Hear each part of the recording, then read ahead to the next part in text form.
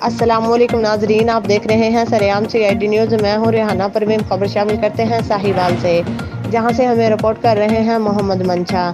ان کا کہنا ہے ساہیوال شہر میں عطائی ڈاکٹروں کی بھرمار، جگہ جگہ موت گھر کھل گئے، انتظامیہ خاموش تماشائی۔